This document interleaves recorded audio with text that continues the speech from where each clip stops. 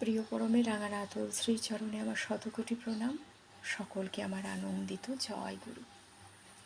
ইষ্টবৃত্তি নিয়ে নানা মানুষের নানা প্রশ্নের সম্মুখীন হই আমরা। ইষ্টবৃত্তি পয়সা দিয়ে করব কেন? ইষ্টবৃত্তি কেন? ঠাকুরকে পয়সাই কেন দিতে হবে? এমনি কেন তাকে পুজো করা যাবে না? ঠাকুর যে আমাদের বিধান দিয়েছেন, বেঁচে থাকার বিধান, বাঁচবার পথ, কি করে বাঁচব? কেউ আমরা স্টোন নেই, কেউ গাছের মূল পড়ি, কেউ নানা জনের ফুল বেলপাতা নিয়ে মানুষ নিজেদের জীবনটাকে, গ্রহটাকে বেঁধে রাখে ভালো রাখার জন্য, ভালো থাকার জন্য, ভালোভাবে চলার জন্য। এই ভালো থাকা আর ভালোভাবে চলার জন্য, বাঁচার জন্য তিনি আমাদের দিয়েছেন এই ইষ্টবৃত্তি, যে মহাপঞ্চভূত যজ্ঞ, যেটা করলে আমাদের জীবনটা বেঁচে থাকবে, ভালো থাকবে।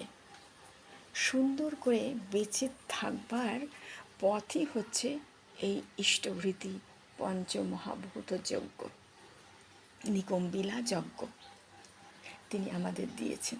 যুগ যুগ ধরে চলে আসছে এই ঈশ্বরকে দিয়ে তারপরে নিজেদের দিন শুরু করা।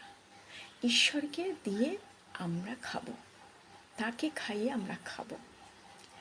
তিনি এত সুন্দর একটা জীবনে আমাদের এই যুগে, কলিযুগে আমাদের এই টুক দিয়েছেন, সেটাকে আমরা অনেকে বুঝতে পারি না বলে আমরা ভুলের মধ্যে পড়ে থাকি, ভুল করে থাকি, তাকে দিতে চাই না।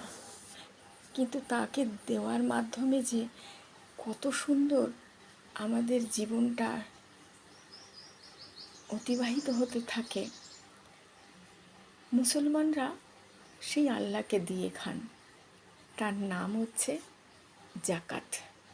আমরাও ঠাকুরকে দিয়ে তারপর খাই, দিন শুরু করি, তার নাম ইষ্টবৃত্তি। এটাই তফাৎ। যুগ যুগ ধরে চলে আসছে এই ঈশ্বরকে দিয়ে খাওয়া, তার মধ্যে দিয়েই আমাদের গ্রহ থেকে মুক্তি পেতে পারি। আমাদের মহাভীতে যে গ্রহগুলো আছে, আমরা জানি না আমাদের কখন কোন মুহূর্তে কি হয়ে যেতে পারে।